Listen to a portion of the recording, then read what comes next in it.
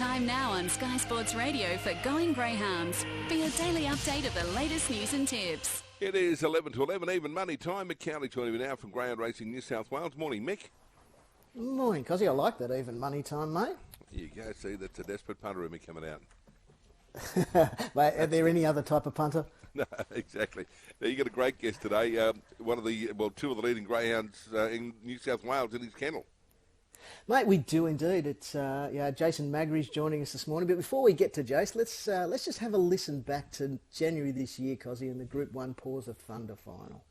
Set and ready.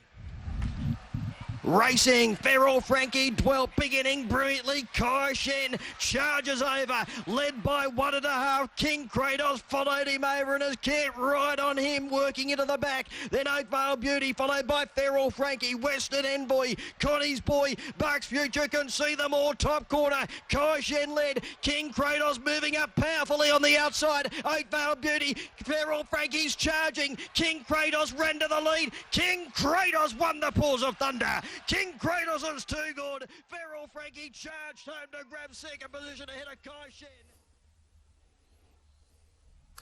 Mate, there was King Kratos winning the Paws of Thunder final, as I said, back at Wentworth Park in January. And joining us on the line is Jason Magri. Jason, does that still send a few chills up the spine? Yeah, good morning, Mick. Yeah, it does. It's good to listen to it again. I don't watch it very often, so yeah, when you hear it again, it's good.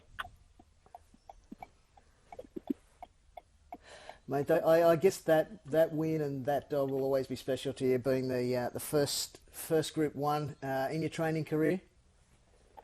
Yeah, it will always be a special dog to me, and he's got a home for life after racing too, which is good. So he'll be always there with us. So that's the main thing.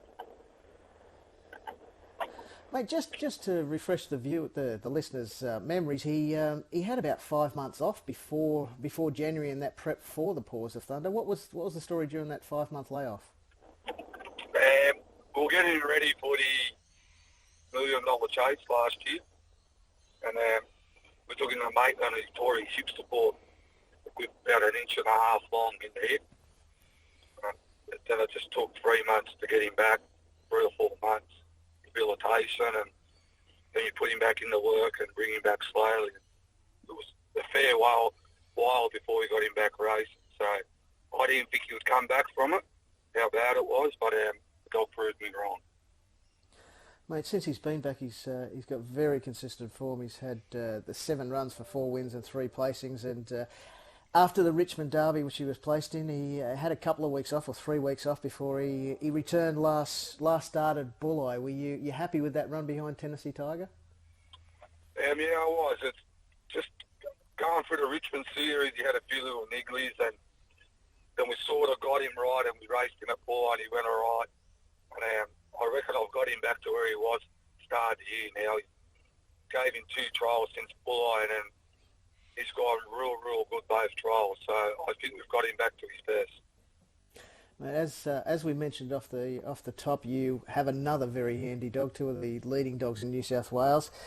Good Odds Harada's also in your kennel now. He's had a couple of starts for you. Could not have been more impressive, I wouldn't have thought, last start at Goulburn, equalling the track record over 440. Yeah, Harry, he's going good. He's thriving at home on the work, and his run last week didn't surprise me how good he went. The dog's absolutely fine. You can't probably get him going any better than what I got him at the moment. He worked real good after that at home, the last couple 3 gallops, and he just wants to keep running. So I think he'll be right for Saturday too. It's going to be a nice race. Mate, the Bulli track, is that you mentioned when I spoke to you last week about the horseshoe tracks, because he is fresh at the moment, he's having no problems at all with them, sprinting well fresh. Is that going to be the case again on Saturday at Bulli, as you mentioned? Yeah, well, that's why we haven't put him behind the hair again. We've just kept him working at home for 3 gallops and just to keep the fresh thing with, keep him sprinting. So I think he'll be right for that for Saturday. We'll show his normals here. He's been shown. Mate, I guess, you mentioned $1 Million Chase and King Kratos. You obviously would have been trackside watching $1 Million Chase and Frank and Tracy Hurst winning the big event with Good Odds Harada. Right, did you have any idea? Obviously, the dog's in your kennel now. Did you have any idea what he was like, how good he potentially could be, or how good he was, in fact, before he arrived at the kennel? Oh, yeah, he's always been a very fast dog. Frank had him going flying, you know what I mean? He ran 29.3 at Wenny. You can count on your hand how many dogs run 29.3 at Wenny. There's not many. So the potential was always there with the dog. It's just a change of kennel and getting used to my training, just so he can start producing the times that he was with Frank. So and I think he's back there doing that now. So the dog didn't surprise me, the ability-wise with the dog. Mate, have you spoken to Frank and Tracy after those couple of runs and got their thoughts and opinions? Obviously, Tracy did mention that you guys been close friends for a long time, and Frank wouldn't trust anyone else with the dog but yourself. You obviously have a good relationship. What's been the thoughts coming out of Frank and Tracy of the 2 runs back for Good Odds Harada? Yeah, I spoke to Frank both times. Frank's wrapped, you know what I mean? He loves the dog. He's just happy he's racing and winning, you know what I mean? Like, it's a bonus he equaled the record and that at Colburn. But he's just happy to see him winning and, you know, keep racing. So Frank's something to look forward to too in the near future. So I just hope he keeps winning for him. It'll be good for both of us. Mate, that's a really hot race. A few people have said it's worthy of a group race. You got Lightning Vision in the 1, Ebby Infrared the 3, Good Odds Harada the 5, and King Kratos out in the 8. They're 4 dogs that wouldn't be out of place in a group final. No, that's right. It's a real good race, and I wish they put more races on like that. I like it. The prize money is good there this Saturday. It's worth $3,000. So the good dogs, they come for it. You know what I mean? Everyone wants to race for the good money if they're good dogs, and that's what's happened Saturday night at Bulli, which is good. And it's good for the club and the industry itself. If you've got to lean one way or another with your 2 blokes in the race, which way would you be leading? Look, they're both going good. Just the way Harada's coming out at the moment, I think he'll be more forward than Kratos himself going into the first turn. But Ebby Infrared, the dog I think he's got the third. I'm not 100%. He's absolutely airborne at the moment, and he's showing real good speed, that dog. So it's going to be hard to lead him, but I think we'll be on the back of him going into the corner, and then I think it'll be a race down the straight. Who's going to be the stronger of the 2 or 3, whatever it is. Mate, it'll be a fantastic race to watch. I'm sure there'll be plenty of people that'll be tuning in on Saturday night to have a look at that race. Mate, just quickly touching on, you've got a stack in your kennel. You've got a few racing around. You've got Zipping Hoppo and Roused at Dapto tonight. Any tips for the punters there? Oh, geez, you're putting me on the spot. Zipping Hoppo, he went around Sunday. He was awful at Richmond on Sunday. He's a lot better than that. He likes to use a bit of the track, so he's in the right box there. He's just got to come out and posse up early. If he posies up early, I think he'll just be too strong for him, the dog. He's got a bit of ability. Roused, he's boxed on the wrong side of the track. If he was on the inside of the track, the 1 or 2, I'd be more confident.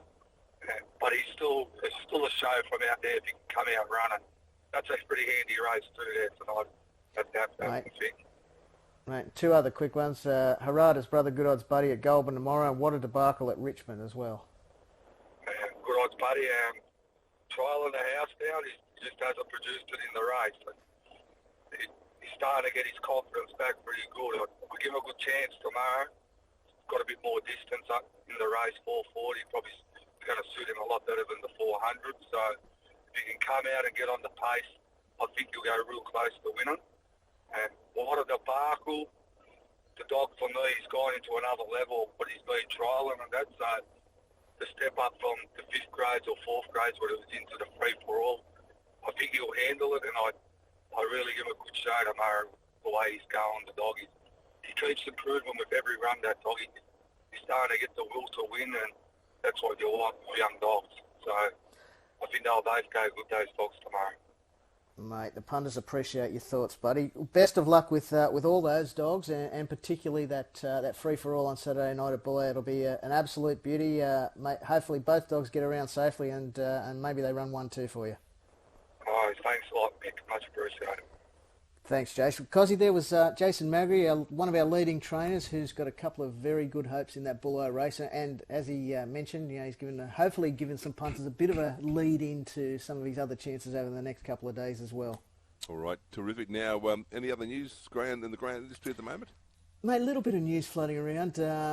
Yesterday, around lunchtime, Greyhound Clubs Australia actually announced that the national championships for this year, which were to be held at Wentworth Park in August, unfortunately, because of the COVID-19 situation, they've had to be cancelled. It's the first time since the inception that they've had to be cancelled, but unfortunately, that's just one of those things. And this morning, the Grafton Greyhound Racing Club and GRNSW have announced that the Grafton Winter Carnival, it's a pilgrimage for a lot of people, coincides with the Racing Carnival.